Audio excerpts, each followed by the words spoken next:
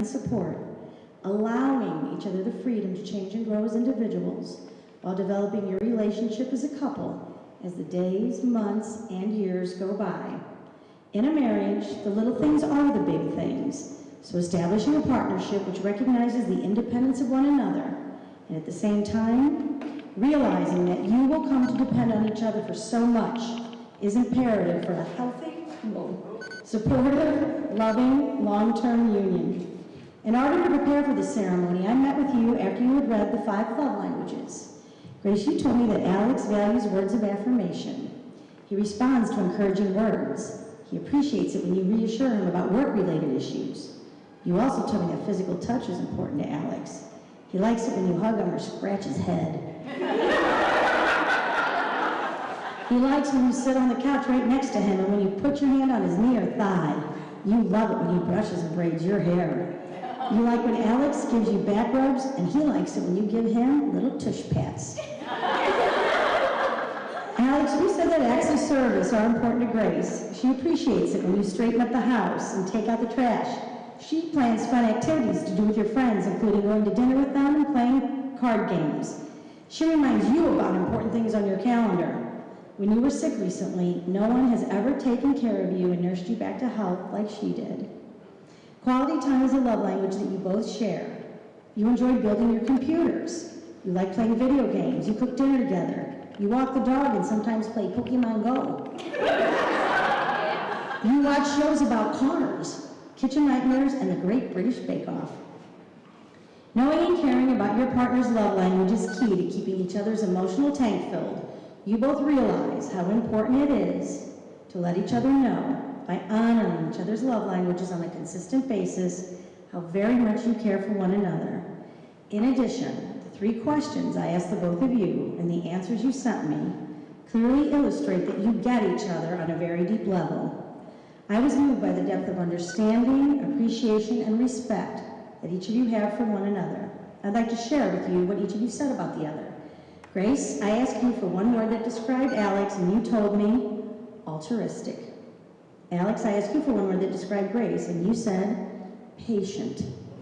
I then asked the both of you what makes your partner special. This from you, Grace. Alex is one of the most naturally kind and selfless people I have ever met. The moment I decided I needed to tell him that I loved him was in a Chipotle parking lot as he lovingly wiped spilled burrito off my shirt.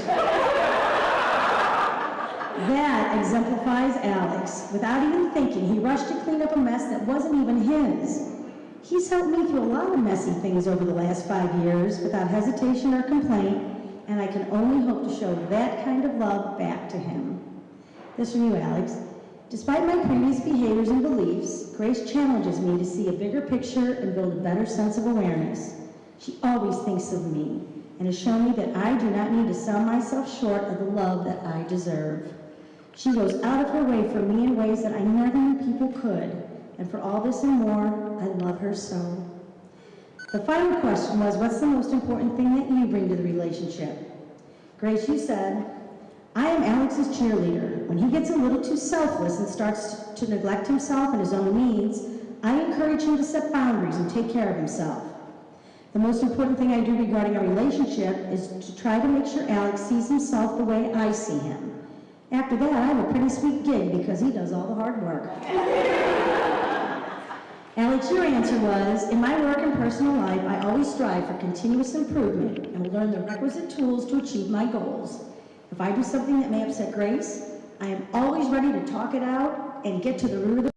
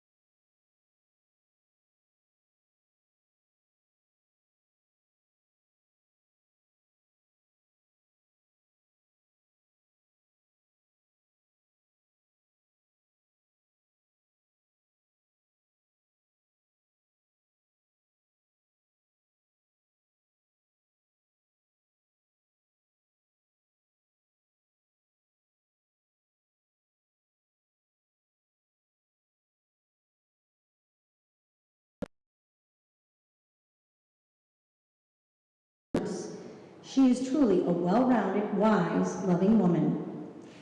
Grace is so fun to be around. We used to bake cakes to celebrate making through finals each semester. We would make everything from scratch and decorate them together. As long as I've known her, Grace has always been the mom of our group. She's a doer and is usually the one who organizes and plans things. She's a devoted friend who thinks about others and is always checking in to make sure that everyone's okay. Grace is the best kind of person to have in your corner. When there's a crisis, she's the person you can call in the middle of the night. She listens intently and is ready to roll up her sleeves to assist with whatever you need. She will also do whatever it takes to help those she loves be their most authentic selves and know they are loved for who they are.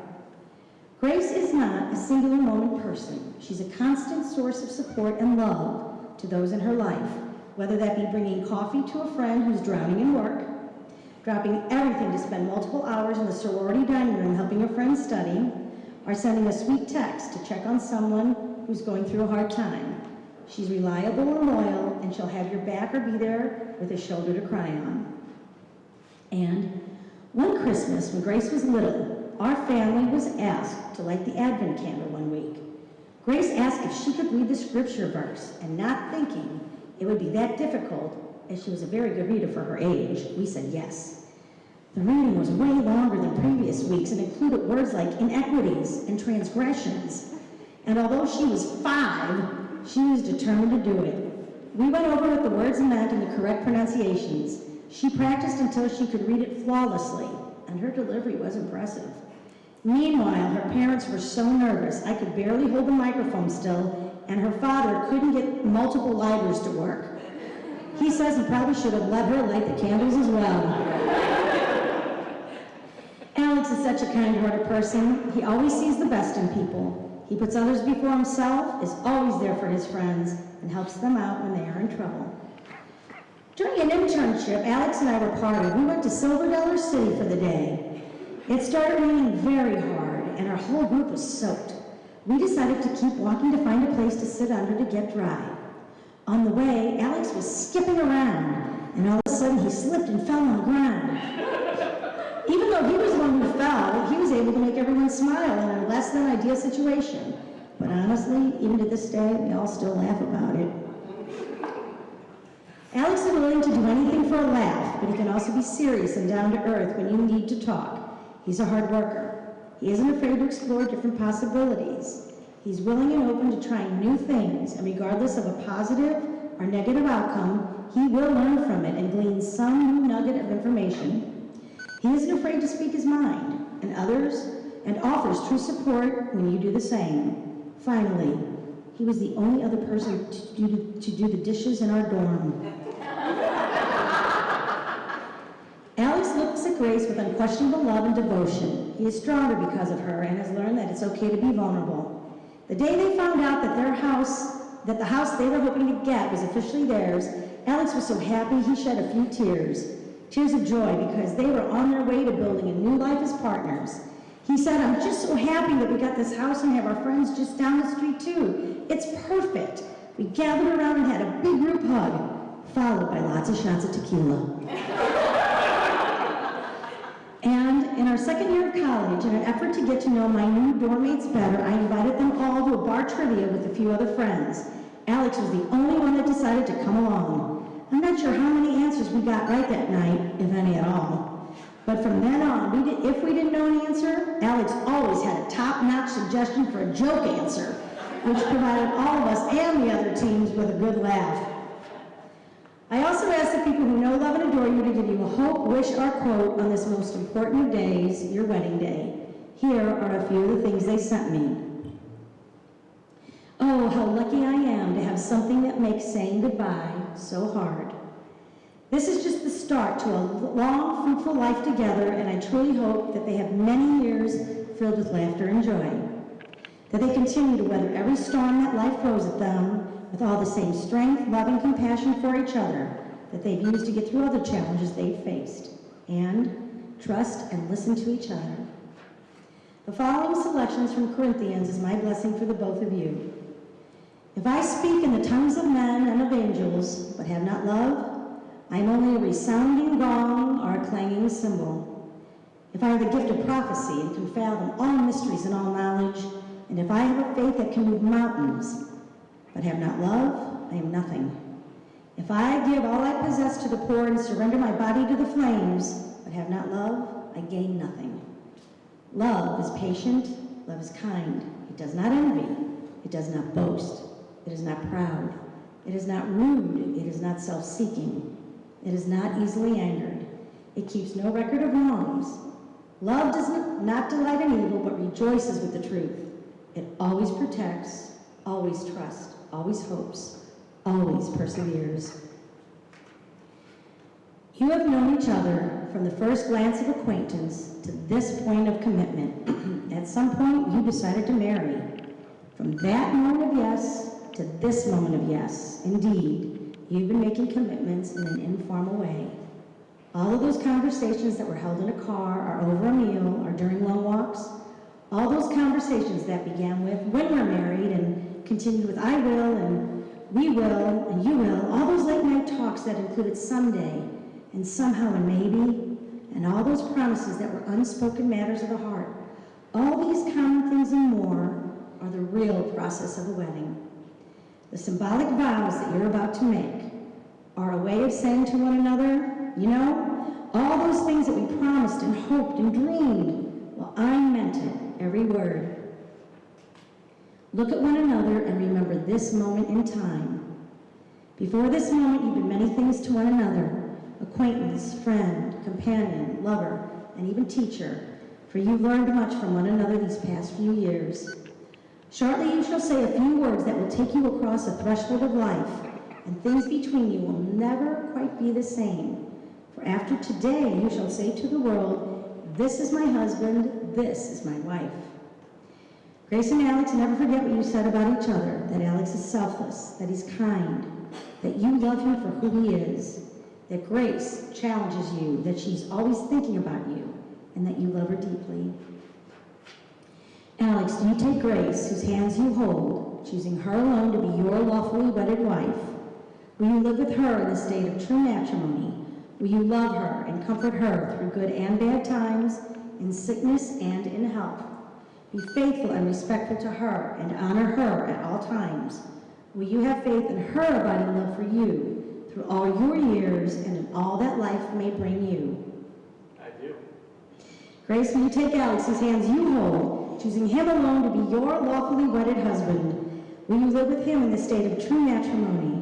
Will you love him and comfort him through good and bad times, in sickness and in health? Be faithful and respectful to him and honor him at all times. Will you have faith in his abiding love for you through all your years and in all that life may bring you? Now at last, they were beginning chapter 1 of the great story no one on earth has ever read, which goes on forever, in which each chapter is better than the one before. Grace and Alex had chosen to do a hand fasting as a symbol of their commitment.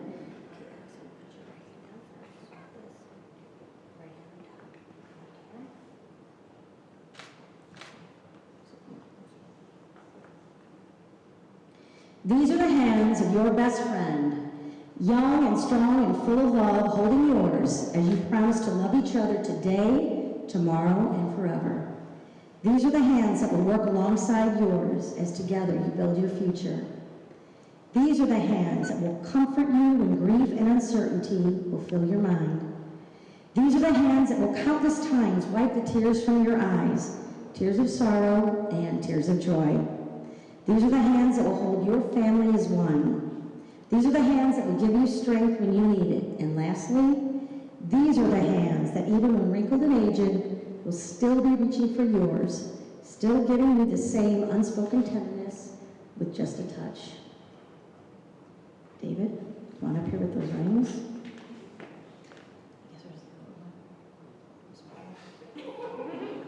Grace, each time you look at your wedding ring, let it remind you of the circle of life and love. Alex, please place this ring on her finger and repeat after me. Grace, this ring unites us as one. This ring unites us as one. As we start our future today. As we start our future today. Together.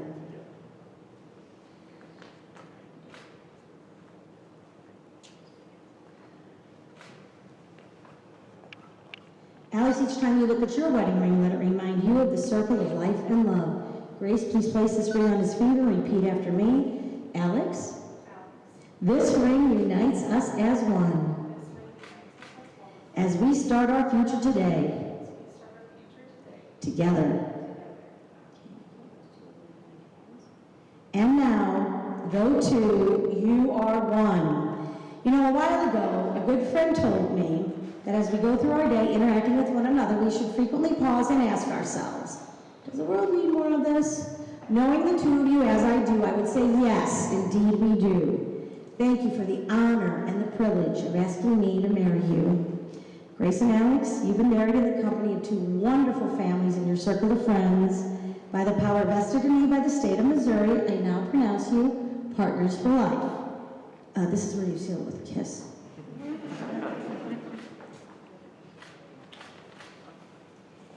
Grace and Alex, please face all of those assembled who know, love, and adore you. Ladies and gentlemen, I present Mr. and Mrs. Alex and Grace Alex.